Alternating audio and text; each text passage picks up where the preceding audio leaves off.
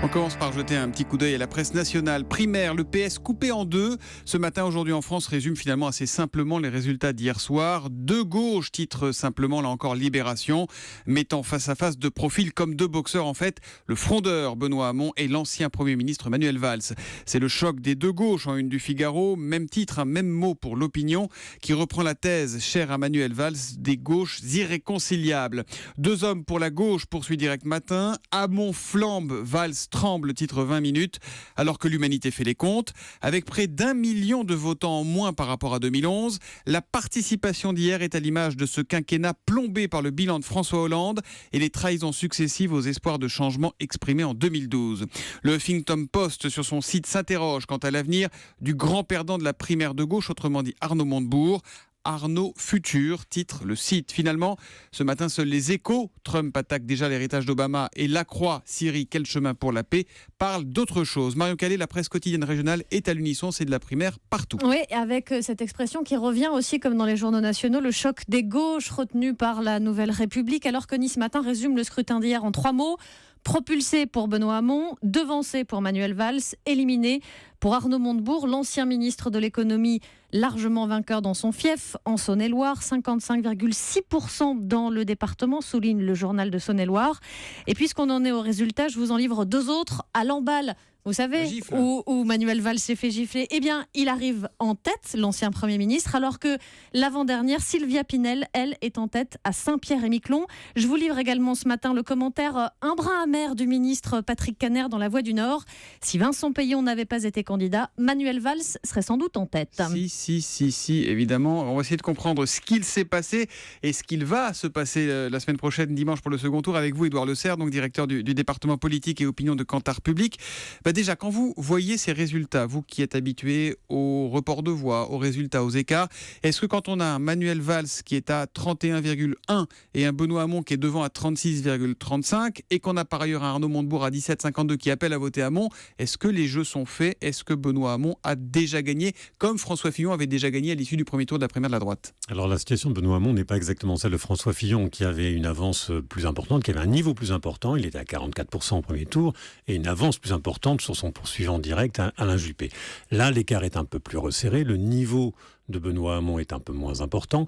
Malgré tout, il y a deux éléments, vous le disiez, il y a à la fois un élément d'arithmétique, et c'est vrai que l'arithmétique, là, avec le report potentiel des électeurs d'Arnaud Montebourg, dont on le voyait bien dans nos enquêtes, lorsqu'on les interrogeait sur un second tour potentiel avec Benoît Hamon, ils se reportaient massivement sur Benoît Hamon plutôt que sur Manuel Valls. Donc là, l'arithmétique est pour lui, elle est plutôt bonne. Et puis, il y a un élément aussi psychologique. On a un élément où on a aujourd'hui un Manuel Valls qui est un peu pris en tenaille. Simplement, si vous regardez le paysage, vous avez effectivement Manuel Valls coincé entre ces deux personnages-là.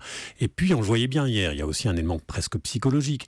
Le fait d'être en tête, c'est toujours quelque chose de favorable. Le fait d'avoir même un peu d'avance, c'est bien. Et puis, le report, l'annonce du report d'Arnaud Montebourg immédiat après, donne aussi avec cette des idée mots assez durs, en plus, contre Manuel Valls, de la part d'Arnaud avec des Montebourg. mots durs, mais moi je pense que c'est surtout important, c'est d'avoir tout de suite fait une forme d'unité. C'est-à-dire qu'il y a un bloc qui se crée, on va en reparler, il y a deux blocs effectivement, mais ce bloc-là semblait solide dès le départ. Alors, l'affiche en tant que telle, Antonin André, chef du service politique d'Europe 1, elle n'est pas forcément très étonnante. Manuel Valls et Benoît Hamon qui se retrouvent au second tour. Ce qui est plus surprenant, c'est l'ordre d'arrivée. Benoît Hamon devant. Oui, d'ailleurs, Benoît Hamon, dans sa déclaration d'hier, donnait le sentiment d'être un peu pris de vertige par cette hiérarchie de le mettre en tête, qui l'oblige, qui pour lui est une forte responsabilité, d'autant qu'il entrevoit certainement ce qu'Édouard décrit, c'est-à-dire la possibilité, la probabilité qu'il soit en tête et désigné par la primaire. Il n'y était pas forcément préparé. Benoît Hamon, il jouait un peu le coup d'après.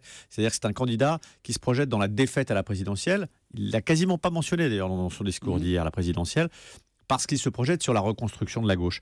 Manuel Valls, lui, a un positionnement qu'il a pris dès hier soir. Il a rebondi immédiatement sur la déclaration de Benoît Hamon en disant vous avez un candidat qui est la défaite assurée et moi, je suis la victoire possible en assumant une gauche crédible, gestionnaire. Lui, son objectif, c'est la présidentielle. Benoît Hamon, c'est l'après-présidentielle. Ils n'ont clairement pas le même horizon politique. Ils n'ont pas le même horizon politique, ils n'ont pas le même objectif, nous dites-vous, Antonin André. Édouard Leclerc, vous nous disiez, il y a deux blocs, on est vraiment sur deux mondes irréconciliables, pour reprendre, en termes d'électorat, pour reprendre le mot devenu fameux de Manuel Valls. C'est vrai qu'aujourd'hui, l'électorat se sépare entre, on va dire, ceux qui ont envie de reconstruire quelque chose, de refonder même, puisqu'on est plutôt dans la refondation du côté de chez Benoît Hamon, et ceux qui auraient envie de poursuivre en aménageant.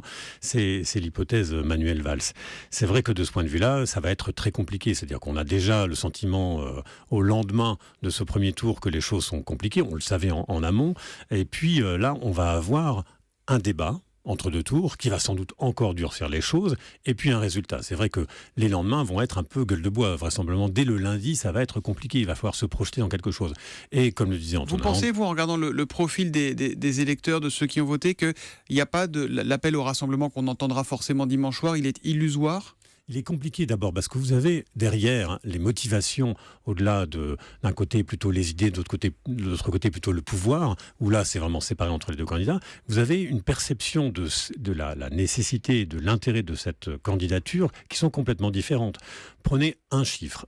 Si l'on se réfère à la primaire de la droite, vous aviez plus de 90% des électeurs de la primaire de la droite qui étaient persuadés que leur candidat allait avoir une position très favorable pour l'élection présidentielle. En gros, ils étaient persuadés d'élire le prochain chef de l'État, pour dire les choses clairement. Ça n'est pas du tout le cas, en tout cas de façon bien moindre chez les électeurs de la primaire de la gauche. On était autour de 50%, et encore 50%, ils étaient plutôt optimistes. Donc on est vraiment sur cet élément-là où, en gros, ne serait-ce que la différence entre les idées est importante, et puis la différence d'objectif. Qu'est-ce que l'on veut faire de cette primaire-là ? Là, réconcilier quelque chose, c'est vrai qu'on va s'avancer vers la primaire. C'est vrai que de ce point de vue-là, Manuel Valls a raison, c'est-à-dire que c'est une primaire pour élire un candidat à la présidence de la République, mais ce n'est pas vraiment ce qui motive tous les électeurs de Benoît Hamon. Là, vous êtes d'accord, Antonin André, le clivage, il est très très marqué entre les deux. Hein. Oui, il est très marqué et le rassemblement sera difficile. Et on a le sentiment d'ailleurs dans le score assez faible de Manuel Valls hier, avec une participation très faible, qu'une partie des électeurs qui pourraient rejoindre Manuel Valls de façon assez naturelle sont restés chez eux et regardent sans doute déjà un petit peu vers l'extérieur, vers Emmanuel Macron.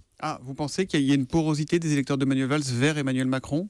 En tout cas, c'est vrai que dès le lendemain, ce qui semble être l'élément le plus probable, si Benoît Hamon est élu, il va y avoir une tentation d'un certain nombre d'électeurs à les regarder. Et c'est vrai que l'ensemble d'ailleurs de cette campagne de la primaire de la gauche s'est passé un tout petit peu, malgré tout, comme une scène de théâtre où les spectateurs n'étaient pas aussi nombreux, on le voit bien avec la participation, et où d'autres spectacles se jouaient derrière, à gauche et à droite, de manière plus attirante peut-être pour les électeurs. Depuis le début, un peu la guerre des roses, pour reprendre un nom de film, c'est l'histoire d'un divorce annoncé. Juste quand même, quelques mots sur cette participation, parce que hier soir on a entendu, et sur Europe 1 notamment, tous les représentants des candidats dire « Oh c'est bien, c'est chouette, on s'en sort bien, etc. » On a Thomas Clé qui annonce une participation qui sera sans doute autour de 2 millions. Là ce matin on est en train de faire les comptes, de recouper. Mystérieusement les chiffres ont disparu sur le site du PS pendant la nuit, puis ils sont revenus. Est-ce que cette participation pour vous, Édouard Leclerc, elle dit quelque chose ? Est-ce qu'elle est vraiment faible ? Elle est faible, mais encore une fois, il faut comparer ce qui est comparable. On n'avait vraiment pas le même contexte. C'est vrai que ça n'est pas... Si on atteint le 1,5 million, ce sera déjà bien.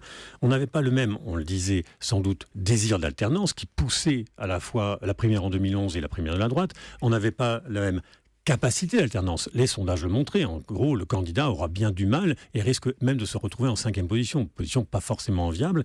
Et puis, il y a d'autres éléments. Une campagne extrêmement courte, 6 semaines au lieu de 6 mois, et puis un nombre de bureaux de vote, par exemple, un tiers inférieur à celui de la primaire de la droite. 530 contre 11 000, je crois, de mémoire pour la droite. C'est un tiers de moins, donc effectivement, mécaniquement, il y a un effet. Merci Édouard Leclerc, directeur du département politique et opinion de Cantar Public. On vous réinvite pour lundi prochain, comme ça on fera le bilan si vous voulez. Même jour, même heure. Antonin André, vous vous retrouve tout à l'heure à 7h40 pour l'édito politique d'Europe 1. Et merci Marion Calais.